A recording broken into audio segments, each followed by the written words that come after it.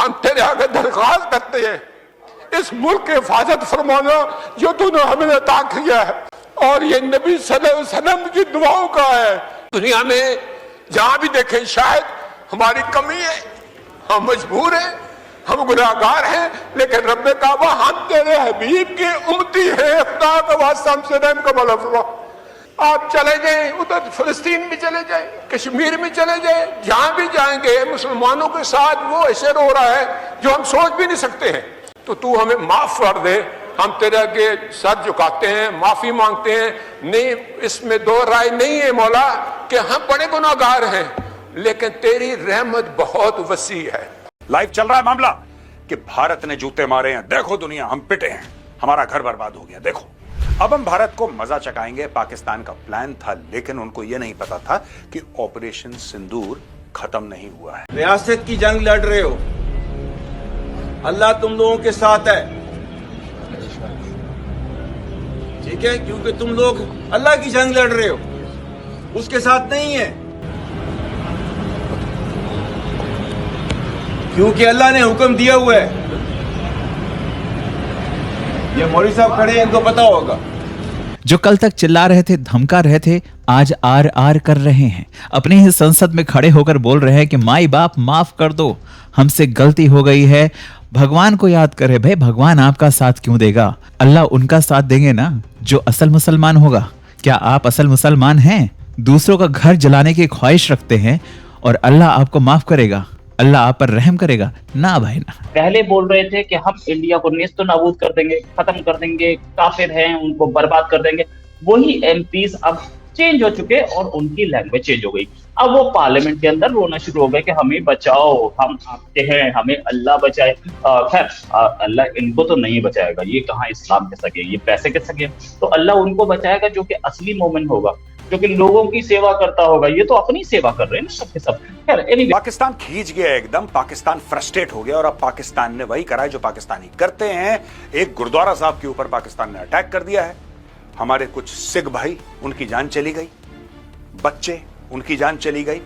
Total अभी तक ये बोल रहे थे 12 सिविलियन, ये डेथ टोल तकरीबन 15 के आसपास हो गया है और पुंछ के इलाके में ये लोग शेलिंग कर रहे हैं। अब दोस्तों मैं आपको बताता हूं कि ये सारी चीजें होती कैसे हैं, इसके पीछे थॉट क्या है।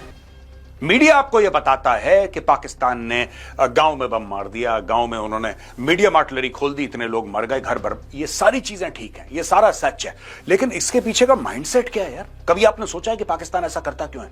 उसको मिलेगा क्या? उसको मिलेगा क्या जब वो आर्टिलरी शेलिंग करेगा और मासूमों को मारेगा? उसका बेनिफिट क्या है मैं आपको बताता हूं।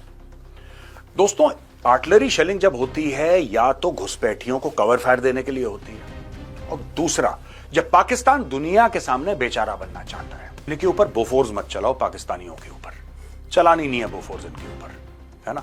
इनको जो देखिए बोफोर्स है 155 mm, ठीक है, 155 mm बोफोर्स है। पिनाका जो है ये 214 mm है। इसका रेंज 90 किलोमीटर है। बोफोर्स का लगभग 30-35 किलोमीटर होता है, इसका 90 किलोमीटर का रेंज है। और इसका बोफोर्स में जैसे एक टाइम पे एक गोला निकलता है, इसका 44 सेकंड में 12 रॉकेट्स निकलते हैं। 44 सेकंड में 12 रॉकेट्स, यानी कि एक के बाद एक के बाद एक के बाद एक के बाद एक 12 रॉकेट निकलते हैं। फिर ये अपने आप ऑटो रीलोड होता है और फिर से फायर करना शुरू कर देता है। ये जहां पे इसका रॉकेट गिरता है दोस्तों, पिनाका का जहां पे रॉकेट गिरता है, तो लोग कहते हैं कि 1 किलोमीटर बाय 1 किलोमीटर का इलाका, 1 किलोमीटर बाय 1 किलोमीटर का इलाका बिल्कुल राख हो जाता है, राख। मैं रिक्वेस्ट करूंगा इंडियन आर्मी से कि sir please deploy the Pinaka. अभी तक उसने ये खुद ही साबित कर दिया दुनिया के सामने कि उसका एयर डिफेंस सिस्टम पूरी तरह से नाकारा है, और जो बचा है उसको भारत खत्म कर रहा है। लाहौर का मैंने बताया, इसके अलावा रावलपिंडी का स्टेडियम, अब स्टेडियम पर क्यों हमला किया भारत ने, उसको क्यों उड़ाया? सिर्फ इसलिए कि स्टेडियम से ड्रोन उड़े थे जिन्होंने भारत पर हमला किया। सिर्फ इस कारण से उस स्टेडियम को पूरी तरह से बर्बाद कर दिया, खत्म कर दिया, उड़ा दिया। लेकिन इसके अलावा ऑपरेशन सिंदूर से अभी तक कई और भारत को सफलताएं मिली हैं। एक बहुत बड़ा आतंकवादी, आपको याद होगा कांधार का हाईजैक का मामला IC 814 का, जब इंडियन एयरलाइंस का विमान काठमांडू से अपहरण करके कांधार ले जाया गया था अफगानिस्तान में, उसका जो मुख्य गुनहगार था रऊफ अजहर, और इसी ने पत्रकार डैनियल पर्ल की हत्या की थी। अमेरिका तमाम अपनी ताकत लगाकर कोशिशों के बावजूद इसको मार नहीं पाया। भारत की सेना ने इसको न्यूट्रलाइज कर दिया, खत्म कर दिया इसी ऑपरेशन सिंदूर में। और इसके साथ इसके जो साथी थे वो कई साथी मारे गए हैं, और इसी हमले में इसके बेटे को भी, जिसके बारे में ये कहा जा रहा था कि इसके बाद इसकी गद्दी वो संभालने वाला है, नंबर 2 है वो इस संगठन का, उसको भी मार दिया गया है। जिस तरह से आप याद करें, इस्माइल हानिया को इजराइल ने मारा था ईरान में, जब वो ईरान में मौजूद था फ्यूनरल के लिए और ईरान की सबसे कड़ी सुरक्षा व्यवस्था में था, तब उसको टारगेट करके सिर्फ उसको मारा। वो हमास का नया लीडर था, उसको न्यूट्रलाइज कर दिया इजराइल ने। ये क्षमता दुनिया में केवल अमेरिका, इजराइल और अब भारत के पास है कि टारगेट हम तय करें, चुनें, और प्रिसीजन टारगेटिंग हो कि जिस टारगेट को खत्म करना है सिर्फ वही खत्म हो, आसपास कोई असर ना हो। दोस्तों, भारत ने फैसला कर लिया है कि पाकिस्तान को इस बार छोड़ा नहीं जाएगा।